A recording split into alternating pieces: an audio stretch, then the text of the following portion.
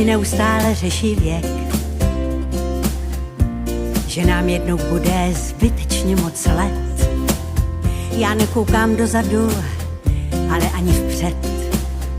Mně je to jedno, já žiju tady a teď. A říkám zase znova, že věk a stáří jsou pouze slova. Já nemám strach ze šedých vlasů a nepočítám, kolik mi zbývá času. A nehledám si vrásky okolo očí, ne